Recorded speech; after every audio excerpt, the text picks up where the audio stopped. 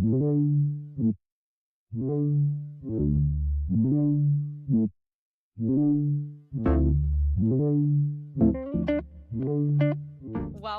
to the We Got It podcast, a Michigan State sports podcast for everyone.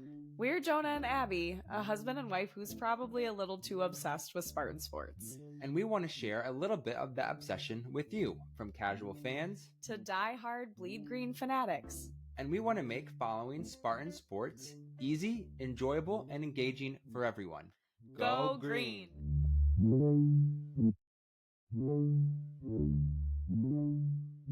Thanks for tuning in to this week's episode of the We Got It podcast. We are so happy that you are continuing to tune in. Thanks to any new listeners who might be here. If you didn't know, the We Got It podcast is an official podcast of Spartans Illustrated. We feel so spoiled to be a part of such a fantastic media network that really keeps you up to date on all things Spartan sports. If you head on over to their site, I'm always amazed by how much content and excellent information they put out on a daily basis. I sometimes will be like, oh my gosh, they published like 8 articles today, and it's all packed full of, just fantastic updates, recruiting news, inside scoops from the coaches, just so many great things going on there. So head on over to Spartans Illustrated and check them out if you haven't. We would also love if you could take the time to like, comment, subscribe on YouTube, Spotify, Apple Podcasts. All of those interactions with our little podcast continue to help it grow and reach more listeners and viewers, hopefully with our kind of message of everyone deserves to be a Spartan fan, regardless of how much or how little knowledge that you have. I saw something today on social media specifically geared towards women that said something along the lines of, women should get to be sports fans, and then in small print it said, without being able to name 5 players on a team. And I kind of resonated with that. Like, I think that's a lot of what we're here for, to help every Spartan fan feel included, regardless of if you know 1 player's name on the team or 20. And I think we're here that if you want to know 20 players' names, or you want to know about NIL, or you want to know what the current hockey standings are, you can tune in for 30 to 45 minutes a week and know all that stuff if you want to. So all that to say, we really appreciate you being here. We've got a lot of really great information today. Because it's an off week for basketball, we really wanted to spend time talking about a lot of the complex inner workings of name, image, and likeness, or NIL deals, and also the transfer portal. So stay tuned. We've got a lot coming at you.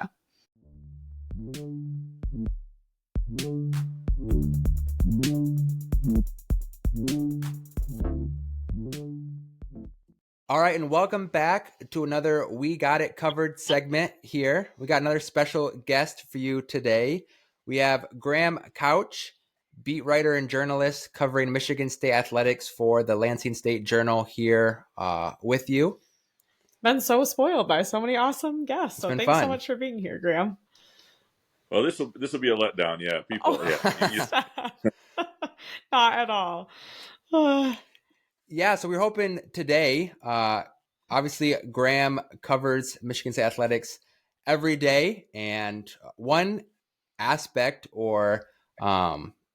aspect of college athletics in this day and age is the whole world of name, image, likeness, NIL, and I feel like you, Graham, have a lot of knowledge on this situation, so we're hoping kind of just a little glean from you and just what you've kind of picked up on the current landscape. Yeah, it'll be a Graham's Got You Covered segment for all of you listeners out there. I'll do what I can here. I love it. It's very much a changing landscape. I mean, that's for sure. It's, when this started 3 years ago, I guess 2021, it was very much, it seemed like maybe it would be something that was just endorsements, or, you'd see really, cute stories about, the Jolly Pumpkin endorsing the offensive lineman or whatever it was at Michigan State, things like that, right? You get a free burger, you get whatever, it's this sort of thing. It's a little bit of money. And the game has just changed significantly. You still have that component. You still have legitimate endorsements. And some athletes, Caitlin Clark would be the best example of this. She had many legitimate endorsements that were paid an awful lot of money, right? But then you also have this thing, the collectives, which are these Mm.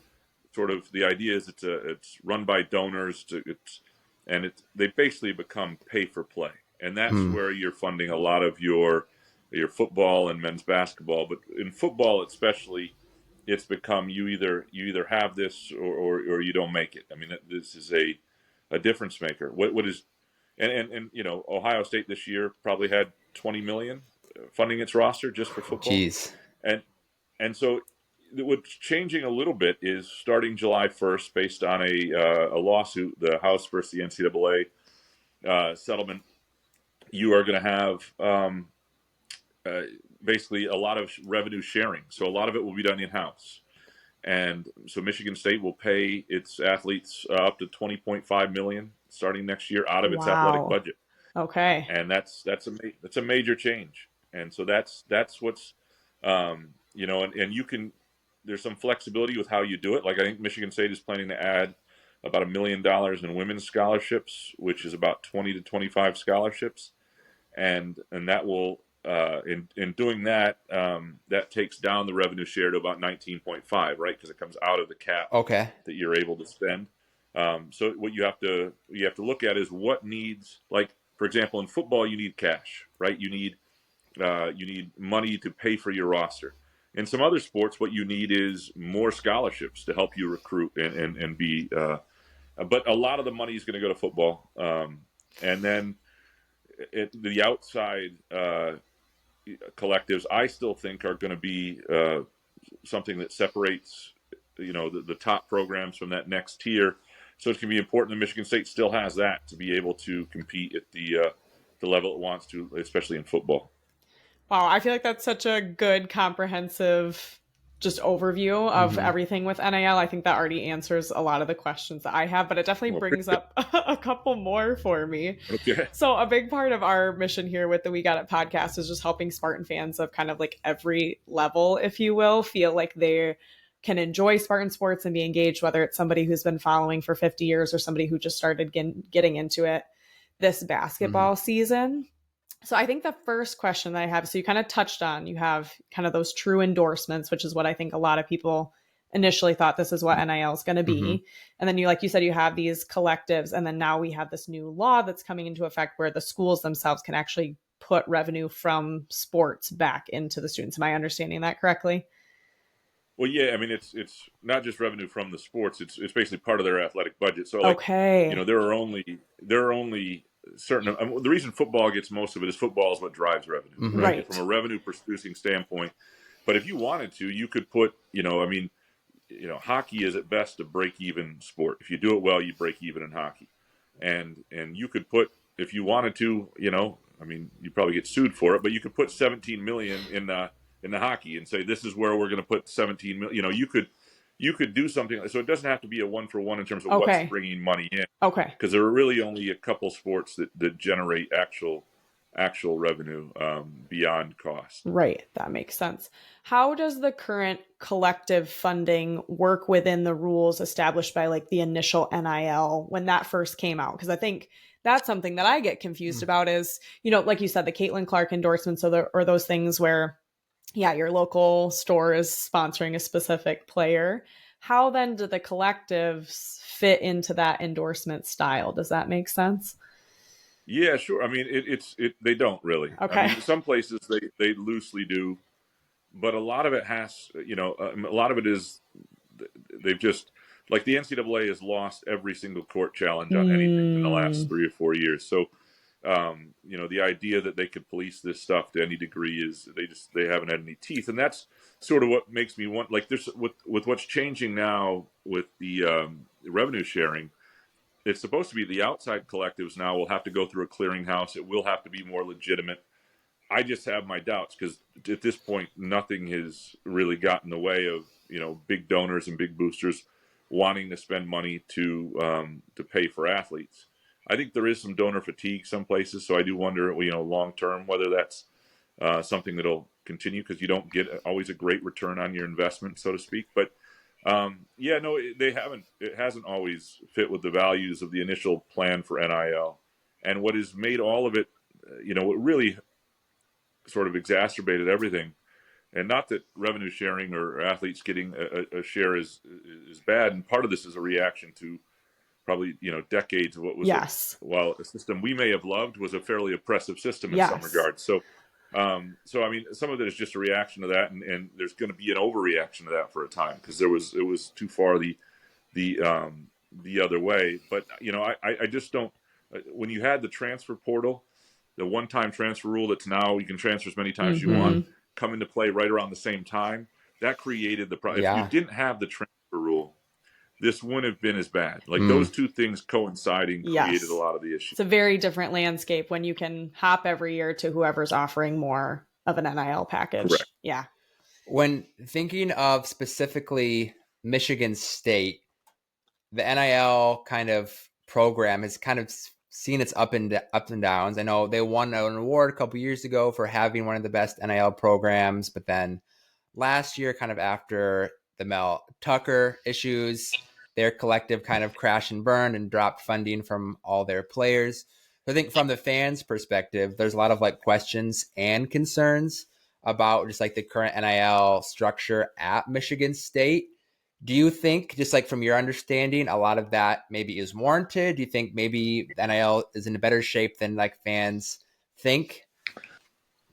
Yeah. So there are a couple different components there. One, what's won the award, sort of their evergreen program that's based on education and introducing players to different NIL opportunities, I think is something they do really well, and that's spearheaded by Darian Harris and others, and they've done that well. The collective is a little different now.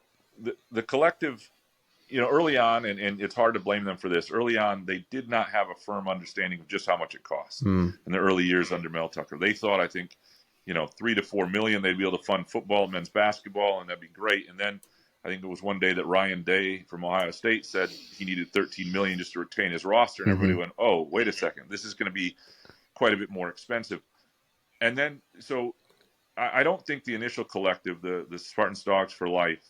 So there are two collectives now. There were two collectives before. There's the This Is Sparta, which is done through Charitable Gifts, Charitable Giving of America, or Charitable Gifts America, and that is, they handle hockey, they handle tennis, gymnastics, some of those things they've handled over time.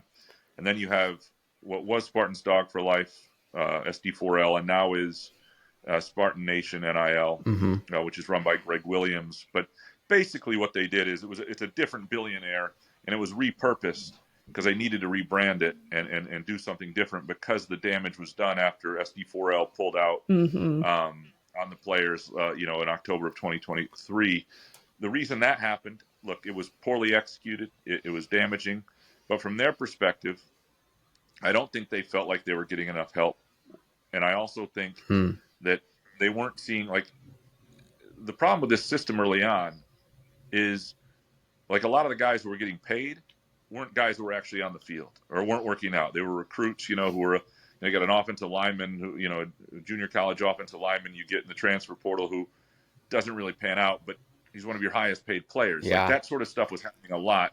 And so the system wasn't really working as it needed to. And I think that's one of the challenges going forward. And one of the things you want to do is you want to get to a place as a roster where, you're paying your players in-house that are there enough money, and your program's good enough that when, a recruit comes along and demands a certain amount, you're able to say, that's just not what we're about. We're not going to do that, because if we bring you in at the same position and you're making $400,000 more than this kid, that's an issue, right? So the problem early on is when you're trying desperately to build something and land some big recruits, and the cost is so much, you wind up making some bad decisions there, I think. And so I don't think it was anybody's fault. I don't think it was handled all that well. But what you have now with Spartan Nation NIL is just sort of a rebranding, different billionaire running it, certainly, but a lot of the same idea.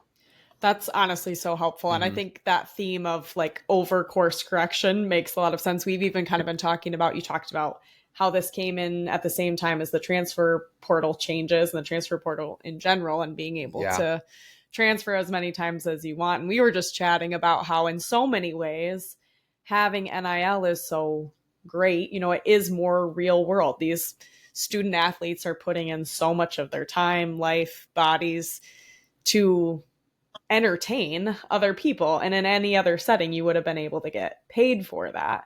But what we were talking about that's somewhat unrealistic is, in the real world, if you were to job hop every 9 months, like some of these students are going to a new school, you probably wouldn't have people just falling over themselves offering you money to come to your job. I mean, unless you're absolutely phenomenal at it. And so I can totally see what you're saying of, you kind of have to set that precedent so that that new recruit can't come in and demand X and just expect that that's going to happen. And I think, like you said, it'll probably take some time for that to correct back again and things to kind of calm down a little bit.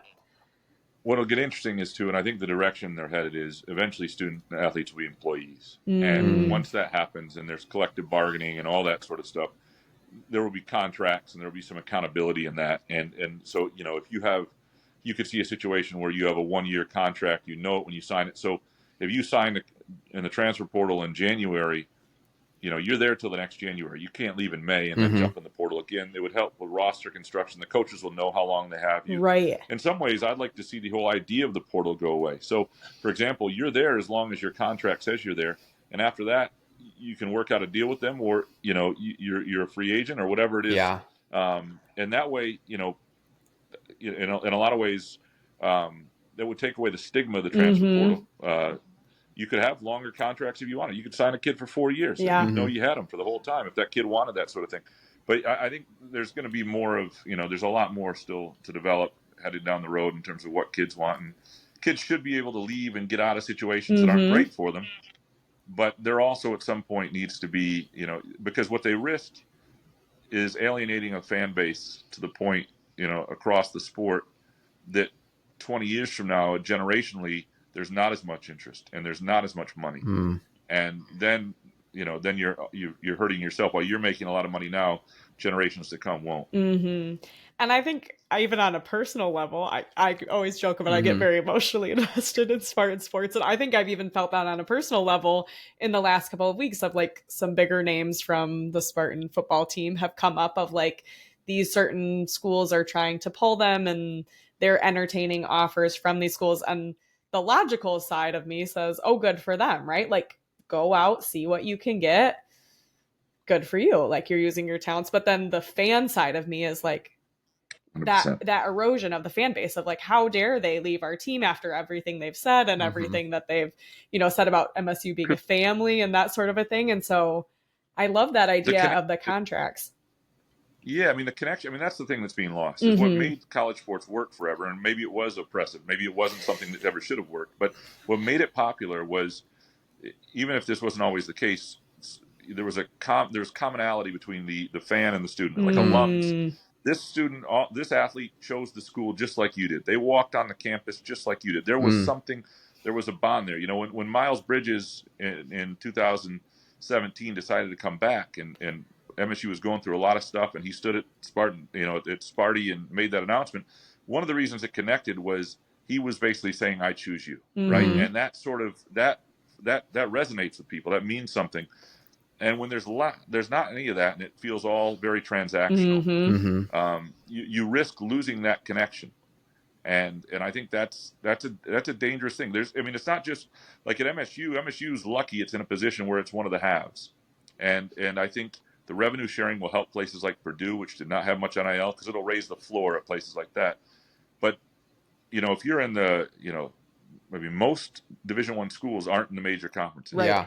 And if you're a Mid-American Conference fan, a Mountain West fan, and basketball, where there are even more of these schools, and it feels like the dream no longer exists, and those fans collectively tune out, you got a problem. Because part of what makes this all work is we all tune into the college football playoff, whether your team is there or not, because you feel like this is some place that one day my team, we all feel like we're part of the same thing. And if people stop feeling that way, I think there is a real danger that you could tune out and over time lose eyeballs. It won't be like you'll see data now where people say it's more popular than ever and all that, because it will. The college football playoff is really cool. It's starting now as 12 teams, right? So you're not going to see it right away, but by the time we get to the next TV rights deal in like 6-7 years, we'll see what things look like.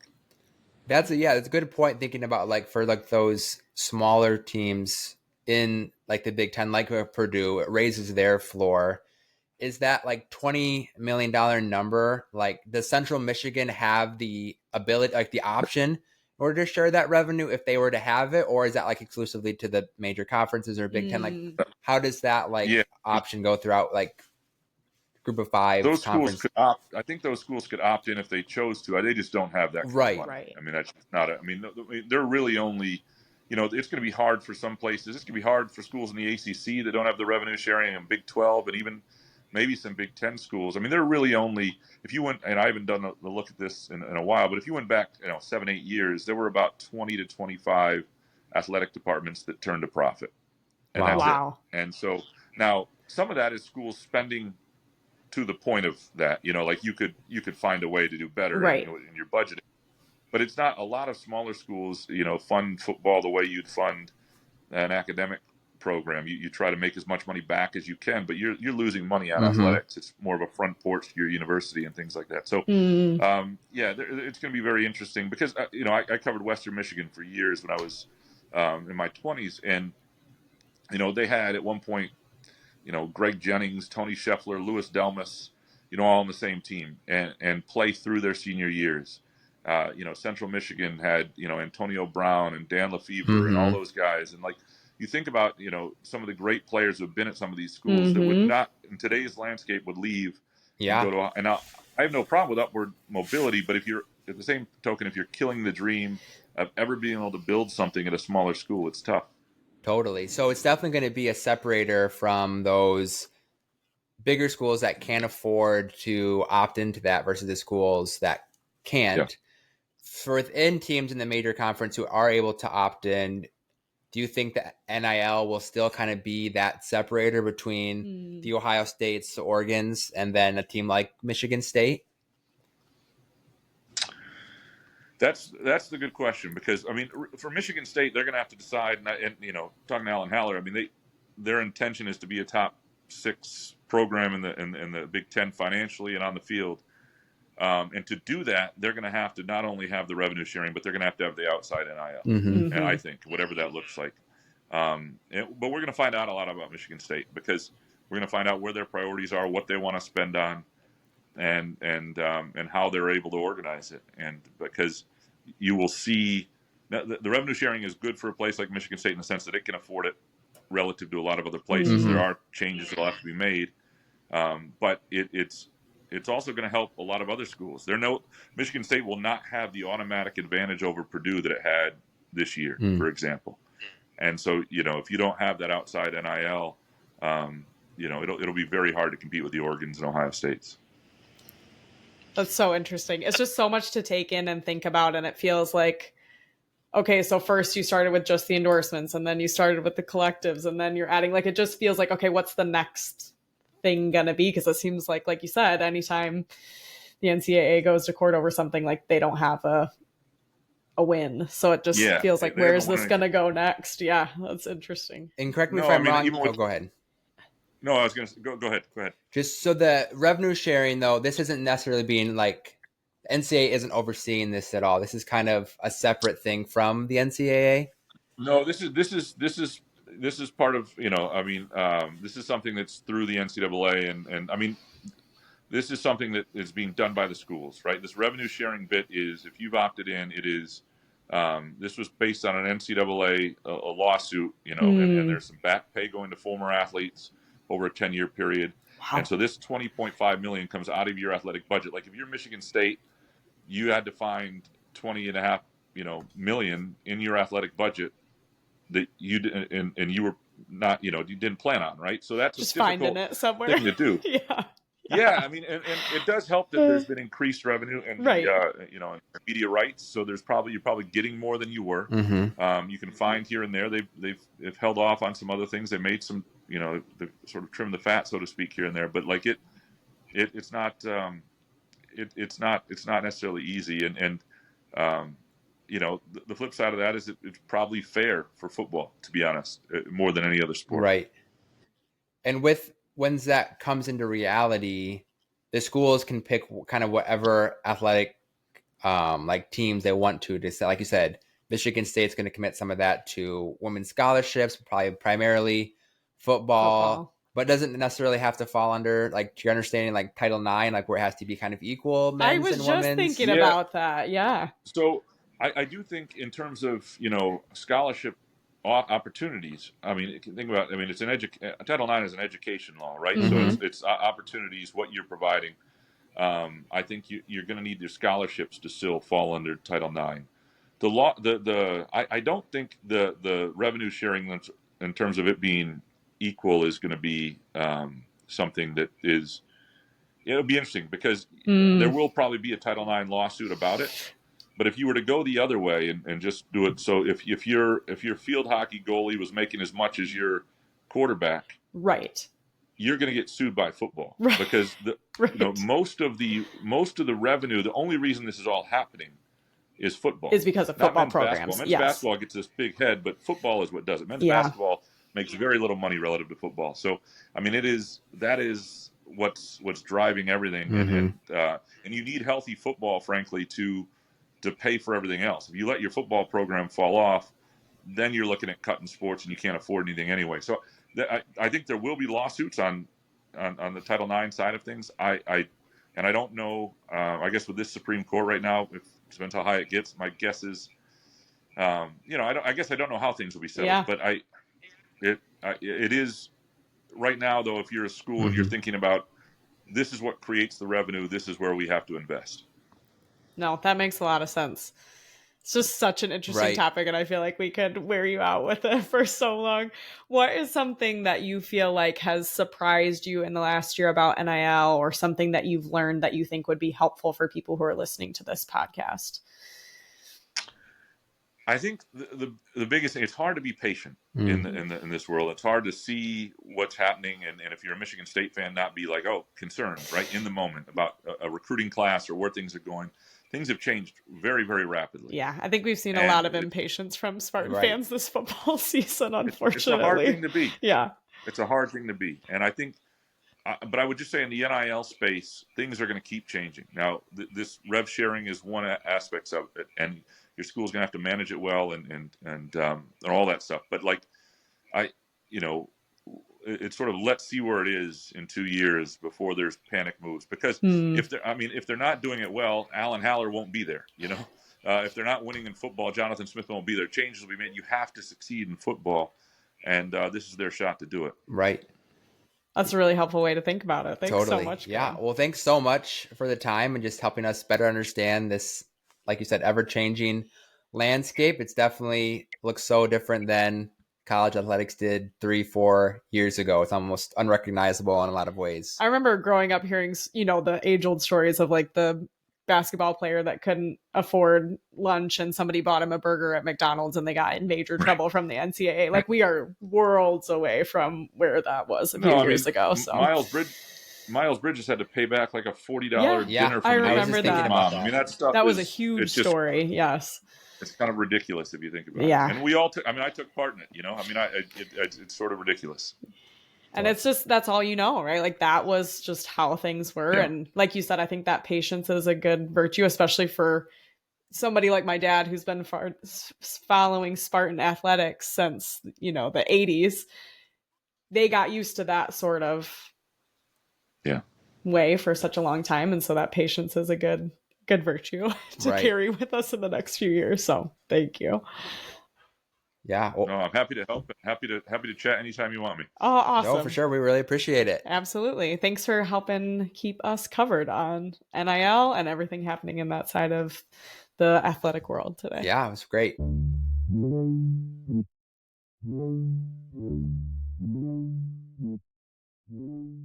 For the halftime show, so I'm going to direct you over to our halftime analyst, Jonah Wilson. Get us caught up on what's happening in the other Spartan sports.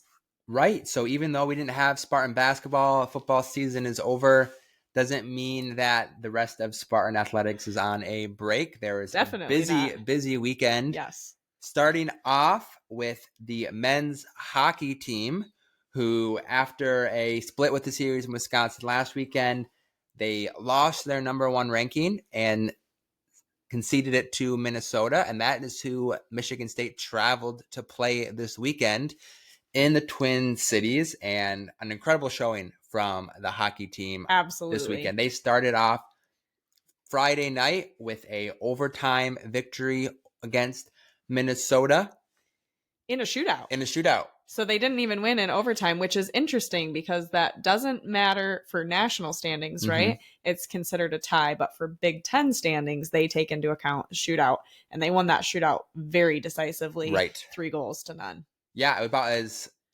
little amount of drama in a shootout as possible. I honestly wasn't really holding my breath. It felt like they had it from the moment they skated out onto the ice. So the Spartans were off to a good start in that weekend series at number 1 Minnesota. And then on Saturday evening, Michigan State fell to a 3-1 deficit kind of late in that second period against Minnesota.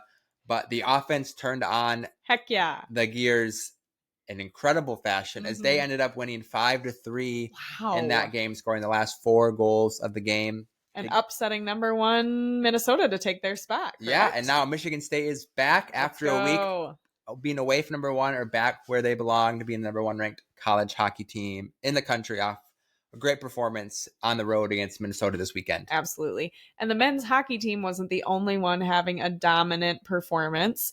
The Michigan State women's basketball team is off to the strongest start that they ever have been. They were undefeated, 9-0, heading into their first Big Ten matchup against Iowa on Sunday. It was a tight game. It was a fun game, but those girls pulled away with another victory. Yeah. After being down 5 at the half, the Spartans adjusted and pulled a 2-point victory against ranked Iowa team coming off of a national championship appearance last year.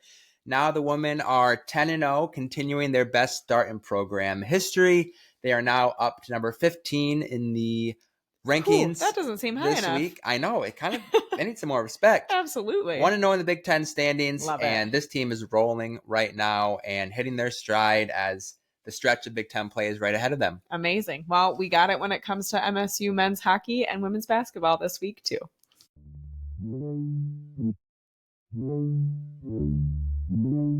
Well, Abby, we have a lot to unpack after our conversation with Graham.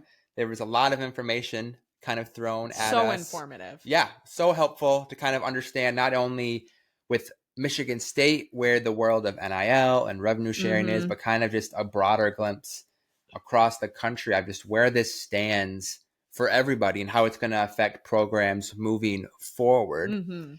Kind of right now, the biggest way that plays out is as football season has wrapped up for the Spartans, they are getting they're not sleeping at all as the transfer portal opened up last Monday, and there's been a ton of action for the Spartans as they're trying to kind of rework this roster. And everything that we talked about with Graham is going to inform what happens in this offseason. So being part of this revenue sharing that's going to happen in July, that's going to be a pull for players who are potentially transferring in, or a pull to get players to stay. And then also to the impact of the collective, which I think we won't totally know until the transfer portal closes and everything shakes out the way that it's going to. I definitely think, as was indicated in that interview, there is some big money moving around to keep and obtain transfer players. Right. And it's been a busy week in the transfer portal already for the Spartans. I think let's start kind of with mentioning the outgoing transfers. So the players with the bad news on first. The current roster who have entered the transfer portal. There's some names in there that I'm pretty sad about. Not going to lie. Right. Some guys, though, that aren't necessarily too unfamiliar with the transfer portal. This isn't their first rodeo. In past seasons, Michigan State has gotten these guys to come back, but it's looking like it's probably not going to be the case this time around. Primarily thinking of wide receiver Jerron Glover and cornerback Chuck Brantley. Yeah. I just feel like if Glover wasn't going to go to Georgia last year, like, why leave now? Yeah. Sorry, Jonah's going to come at this from his usual logical approach, and I'm going to be over here way too up in my emotions. I mean, I'm with you. It feels like Michigan State, like, there seems to be a lot of playing time to be had at the wide receiver position.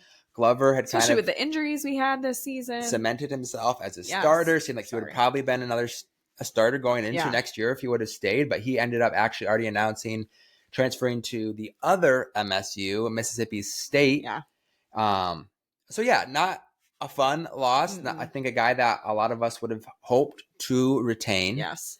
I think the even bigger loss is Chuck Brantley, who was arguably our best defender throughout the whole entire year before he was kind of shut down with his injury.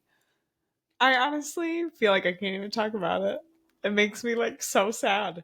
I will never forget the one-handed snatch out of the air against University of Michigan to win it at home in 2021 with Kenneth Walker. Like that whole game.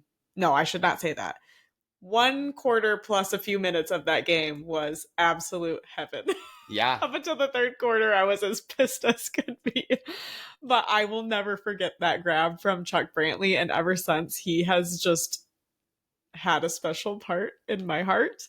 And so to see that notification that he was entering the transfer portal just makes me so sad. He just seems like a Spartan through and through. He was a true freshman at Michigan State. He's not someone that's familiar with the transfer portal. And so I just feel like it's pretty heartbreaking to lose him. But it comes on the heels of losing our secondary coach, who was a huge pull, I think, for a lot of the secondary and the cornerbacks, the safeties in coming to Michigan State and staying at Michigan State.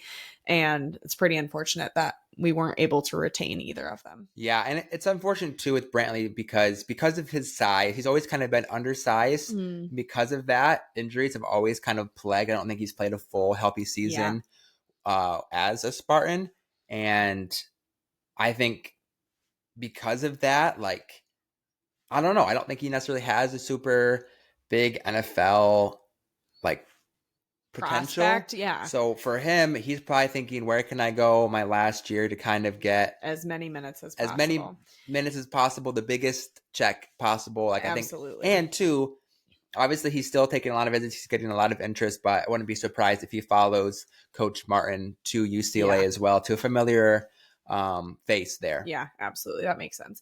And I mean, even this conversation is making me think back to exactly what we just talked about with Graham of like, I understand the logical side of it. And on the one hand, I'm like, yeah, Chuck, you do you, like, go get whatever is best for you. If you're going to get a better NIL deal somewhere else, if you're going to get more minutes somewhere else, like being realistic about it. But then I think it is really hard as a fan to not just like erode that trust. And in some ways, the irrational part of me feels like, man, we're just going to be starting all over again next year too, like rebuilding year number 2. But when you actually stop and think about it, the, main players that we are losing from our starting lineup at this point appear to be Jerron Glover and Charles Brantley. Are we losing any other starters? So probably the other guy that contributed the most this past year that's headed to the portal is other wide receiver as Josiah Johnson, who had decent production in minutes at times, showed some flashes, but not a guy that I think is irreplaceable by any means. I think he only had like 275 receiving yards. So it's not a ton of production that you're losing there. But another guy that he was just a freshman, I think a guy you hope to kind of produce. But the flip side, I think Michigan State will be able to replace his production without a ton of work in the transfer portal. Absolutely. And I think not to say that he's just like, we don't care about him. Obviously, we loved having him as part of our team.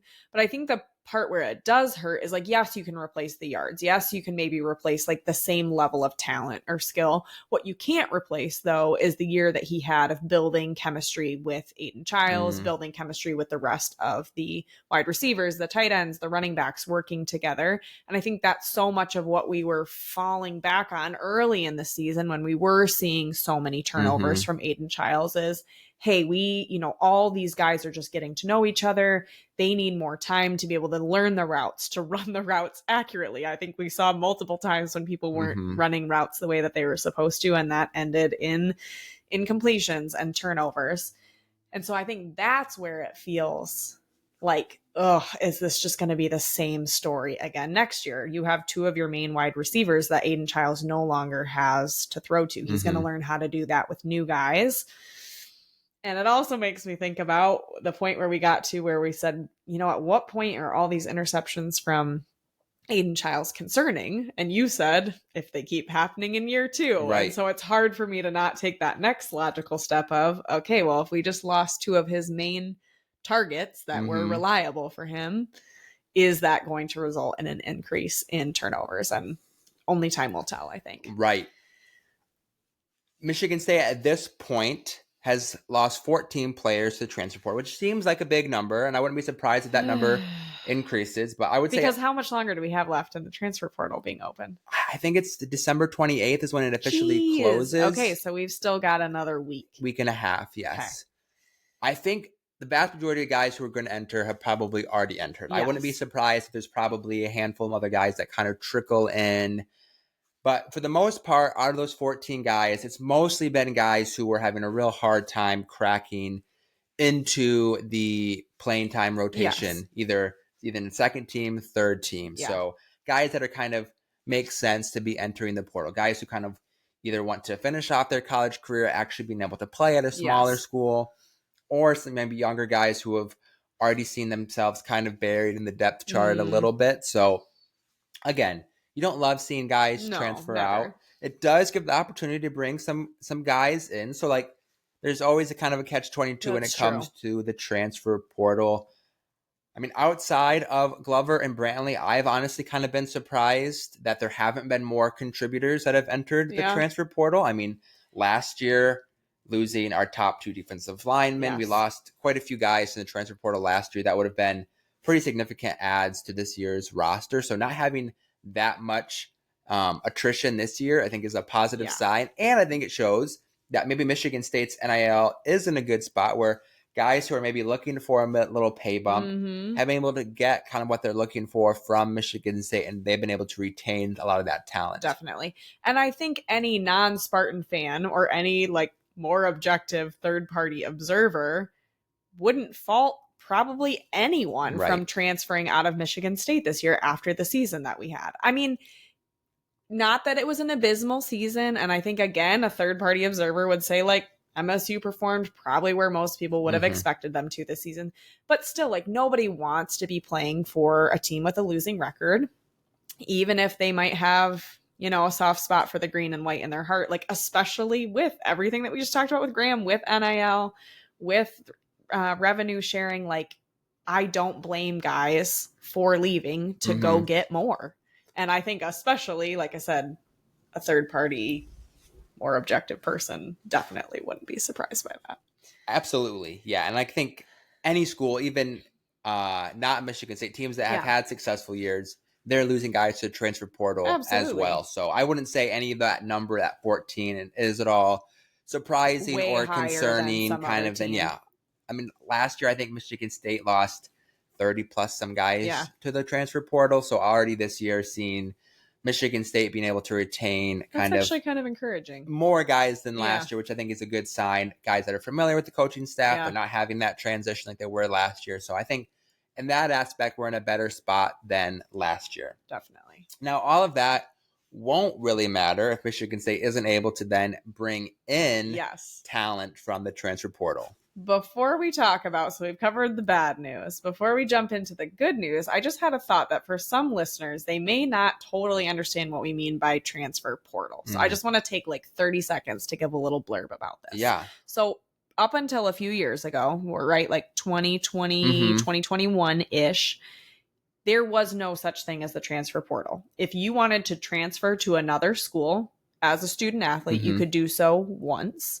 And if you transferred, you had to sit out of your athletic venture for a year before you could participate in it again. Yeah. So if somebody, the end of 2017, was at X school and wanted to transfer in later that summer or that summer to school Y, they would have to sit out for the remainder of the 2018 year, if you're talking football or basketball, 2018 into 2019, and then wouldn't be able to play until 2019, 2020. Right. Correct? Yep.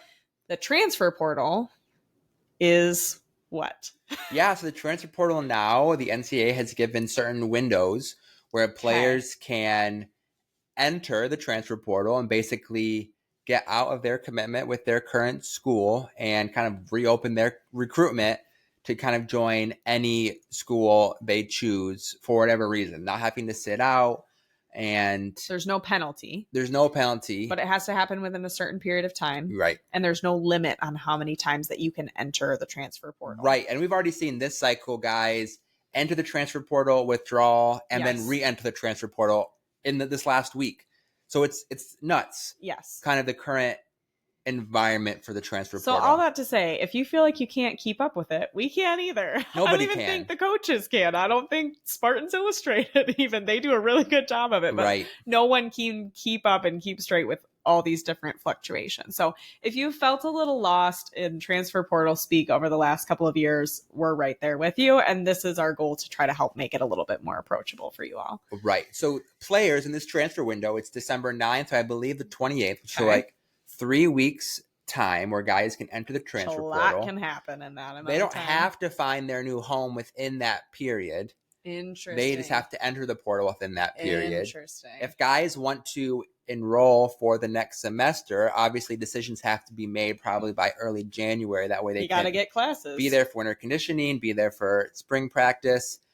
We'll have another transfer portal period open up in the spring, kind of after spring practice, because then that's when a lot of guys can see, oh, I'm kind of down in the depth chart. Yeah. I'm looking for better opportunities. So it'll be a shorter, smaller, not quite as chaotic period in the spring as well. But the majority of the movement we're going to see is in these kind of next couple of weeks as guys continue to enter for the next week and a half and then enroll into their new schools kind of beginning of January. Interesting. Is the transfer portal time periods different for different sports? It is, yes.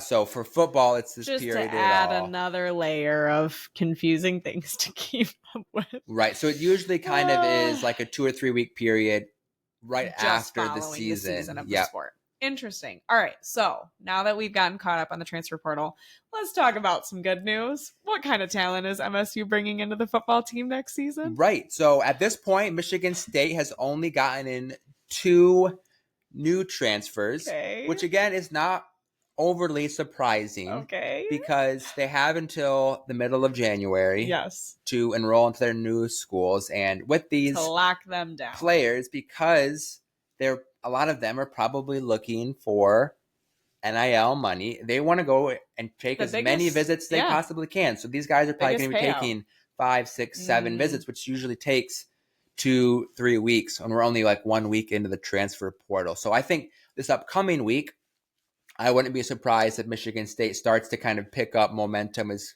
far as landing guys. But this past Sunday, Michigan State did pick up 2 transfers at 2 positions of need, starting off with Middle Tennessee and before that Auburn wide receiver Omari Kelly. Okay. And he was a guy who was an all MAC level wide receiver, had over 850 receiving yards, 4 touchdowns on the season for Middle Tennessee State. So a good contributor. He was ranked the number 19th wide receiver in the transfer portal.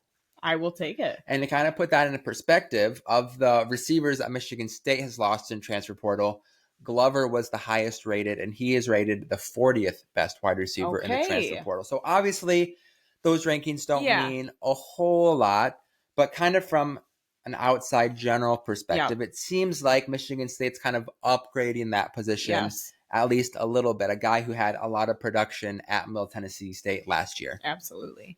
And then we also picked up another player that we are absolutely in desperate need of. I don't think many people have to take many guesses to figure out what position that is. Yes. So Jonathan Smith and offensive line coach Jim Mikulczyk kind of went back to their kind of roots. Grab bag of Oregon State where they have some relationships and picked up offensive guard Luke Vinchik.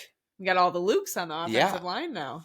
So he's played 24 games in his career at Oregon State, started 2 games last year, was kind of slotted to be a starter for them next year. And if you kind of look at the reaction at Oregon State, they're pretty bummed to lose this guy. So this is going to be a guy who's going to be maybe not starting next year for Michigan State, but definitely pushing for starting time next year. And at this point, we'll take all of the offensive line bodies that we can get all the depth for Michigan State. So this is a good pickup for Michigan State. Obviously, it's an already pre-existing relationship. Yeah.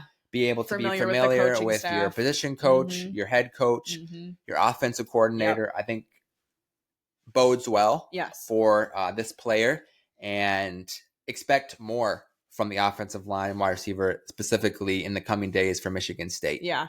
And I think just the fact of even landing these offensive linemen transfers, I think Matt Sheehan worded it perfectly on our segment with him of pick any Power 4 school logo out of a hat, and they're going to be going after any top offensive lineman that's entering the transfer portal. So definitely, I think having those connections is helpful. I think we've talked about before, like some of our concerns with Jonathan Smith and being able to recruit and obtain people from the Midwest or bring them to the Midwest because of, lack of connections or history here. But you can't discount the connections and history that he has on the West Coast. And so I hope that continues to produce for us in that way as he continues to build the connections here in Michigan and Absolutely. beyond. I think in the coming weeks, keep a lookout on potentially a couple other players from Oregon State that this coaching staff has relationships with. A couple of Oregon State's best defenders have entered the portal, and sounds like Michigan State has reached out, setting up visits. Might be some mutual interest, so keep a lookout for that. Obviously, with the loss of Nate Carter and Kayron Lynch-Adams, they are heavily looking for running backs in the portal. I've already gotten several guys to visit who might be making their decision in the coming days, as well as other all-conference receivers and offensive linemen who have visited. So there could be a lot that changes between this episode and next episode as far as new additions to the team. Yeah, absolutely. But expect the next week or two that there's going to be quite a few additions to this team. I wouldn't be surprised if in this transfer portal period, if Michigan State gets anywhere from 15 to 20 guys bringing in to their class. Absolutely. So we're going to move on from transfer portal now, unless you have anything else you want to say. I'm great. But we also recently, since we haven't gotten people caught up on this, there's been a signing day since. Correct. In this time since football season for Michigan State has ended. Do we have any new recruits that we are specifically excited about? Yeah, I think I will highlight maybe two guys who were a part of this class kind of early on, but some pretty elite powerhouse teams really made pushes for late in the recruiting period, starting with cornerback Aiden West. He was a guy that's been committed in this class for quite a while, but Ohio State was making a really hard push for. He visited them very late in the cycle, and Michigan State was able to kind of keep his commitment and eventually sign him. He is one of the top cornerbacks in this upcoming class, and I think will be a guy that will be fighting for early playing time for Michigan State. And it's another position where we desperately need good talent with how many injuries we faced this year with losing Chuck Brantley. We need all the help we can get in the secondary again. Anytime you're able to fend off those elite programs like Ohio State, NIL is always going to be a piece of that. So it's an encouraging sign for Michigan State to be able to hold on to that commitment, because it likely means that they were able to give him a competitive NIL package where going to Ohio State wouldn't have made that much of a difference in that regard. Yeah, absolutely. Because when push comes to shove, as much, like I said, sentimentality that you might have for the green and white, an 18-year-old kid is probably going to go where he's going to get the most money. Absolutely. I think the even bigger win for Michigan State is from running back out of East Lansing High School. Let's go. So a homegrown guy, Jace Clarizzo. Again, was a part of the class. He is depending on what you're looking at, 4-star, high 3-star rated running back. Was committed to this class for quite a while. About a week and a half prior to signing day, he actually decommitted from Michigan State Yeah. which was a big loss. Huge loss. In recruiting, you want to be able to recruit your own state, and especially you want Your to be own able town. city. You want to be able to get top talent to be able to stay. And East Lansing's big, but it's not that big. Like Right. there's issues if we can't retain someone from our own soil. Absolutely. But he ended up, after decommitting to us, committing to Alabama, another powerhouse program, which again, don't blame him. we talk about the emotional side, but then we think about the logical side. I think if I was in high school, I didn't really want to go to school in my hometown either. You kind of do want to kind of test the waters. Absolutely. And I think if a powerhouse program was courting me, especially Alabama, right, I think I would have picked up the phone and listened as well, if I'm honest with myself. Absolutely. But on signing day, he ended up flipping his commitment to Michigan State again and signing with the team again, large part because Michigan State was able to give him a competitive NIL package. Really? Or do you think he just wanted to juke us all out? I think that there was a lot of last minute. I'm sure. It just felt like a little April Fool's joke in December. Maybe there's part of that, but it does sound like Jonathan Smith was heavily involved the night going into signing day, even signing day morning, kind of giving him one last pitch to be the kind of that hometown hero, but also saying, hey, maybe we can throw you another bone as well. Which, in my mind, you absolutely should be doing, even if it's purely from a keeping up appearances standpoint. It's very telling and I think concerning to players who might come to Michigan State in the future or be interested in coming to Michigan State in the future of you couldn't even retain a top player from your own town. What's going to make Michigan State marketable or desirable to me? And so I think on the one hand, you have to do it for the talent, but I think you also have to do it to show we can actually recruit people and we can retain people. One last thing I'll say about signing day. This is for players who are committing for the 2025 season. Correct. But when we say commit, really, it's actually the school committing to the player. It's when they are signing their scholarship package. There is nothing that the high schoolers are committing to. So at any point, even though they have signed their scholarship package, these players could choose to leave. Granted, I think it does set a little bit more of that stake in the ground of this is where I'm planning to go. But don't be shocked or outraged if for some reason these commits end up saying they're committing somewhere else. Right. I think there was, I forget the exact amount. I think it was about 23 maybe. Might be wrong on the number. I think about a dozen of those guys are actually going to be enrolling in January. Interesting. So as long as those guys enroll, things should be pretty safe. Obviously, they'd have the option once that spring transfer portal opens up. Or transfer out after half a semester. But a good portion of that class won't be coming to campus until the summer, kind of after they finish up high school. So yeah, again, most likely if anybody leaves, it would be one or two guys. Yeah. But again, like Abby said, these guys, before where they're signing the national letter of intent, were kind of bound to the school. There's been kind of a change this year where it's more of them signing their aid package from their school, and there's not really anything binding them to that agreement. It's more of Michigan State's bound to holding that agreement if they stay with the program. Yeah.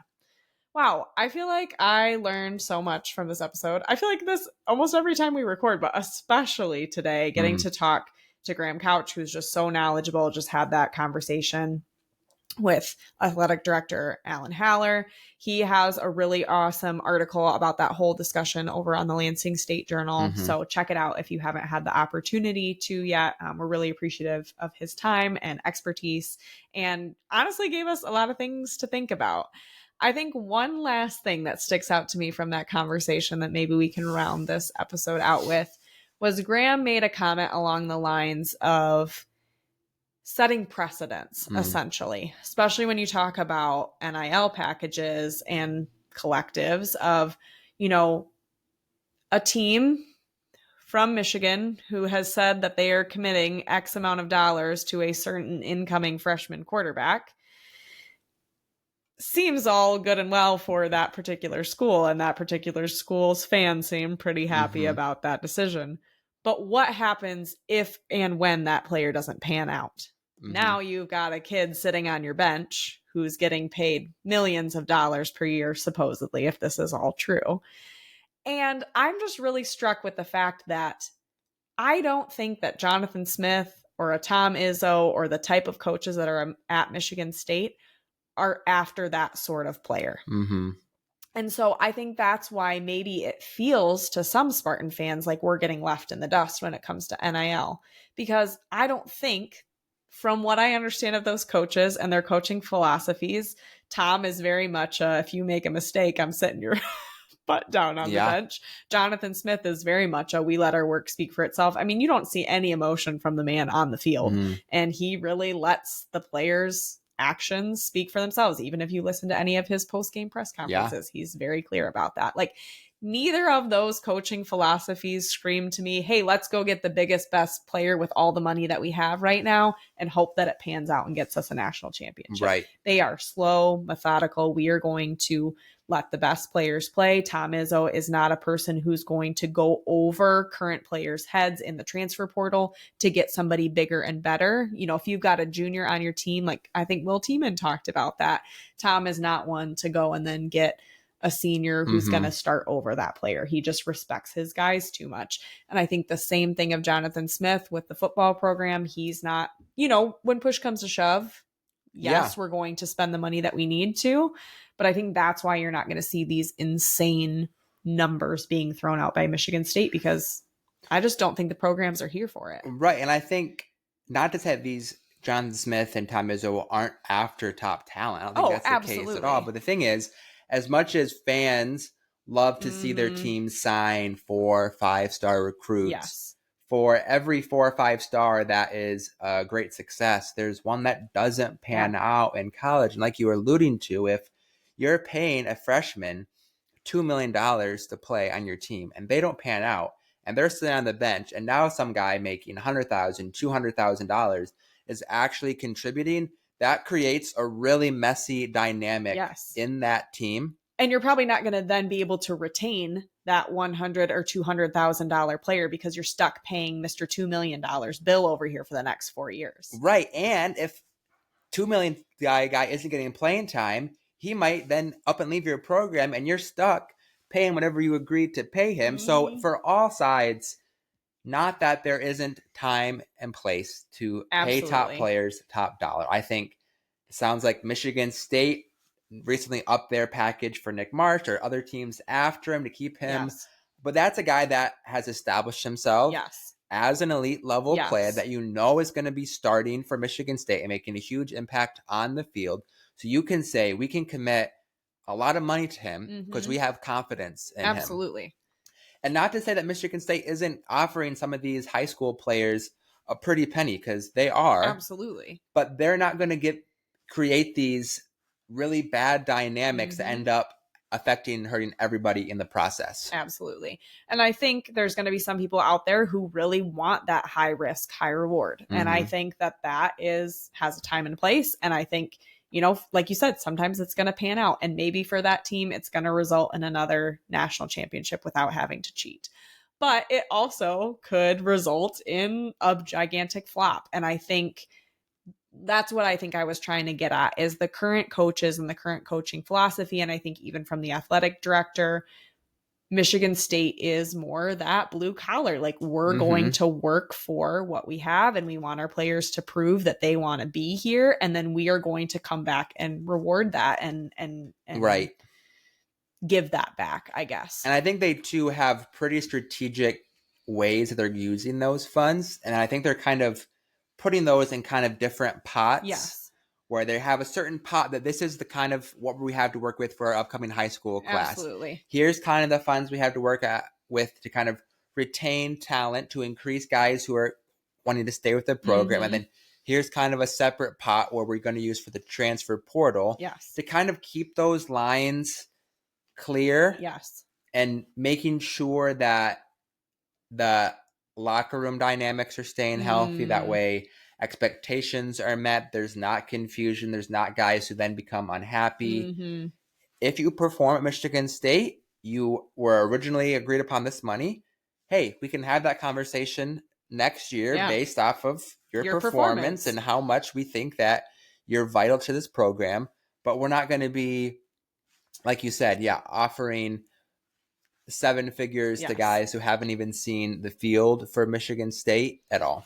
Absolutely. And I think it goes back to that idea of like helping make college athletics more real world. As soon as you brought money into the equation by opening up NIL, you brought real world into the equation. And I think there is going to be these like large course overcorrections. And it seems to me that Michigan State is trying to do what they can to prevent that big overcorrection and try to steer this NIL ship right to the midline where it should be. And those are the teams that are going to have success in this era, not the teams that are having the best success in high school recruiting or having the best success in transfer portal. Yeah.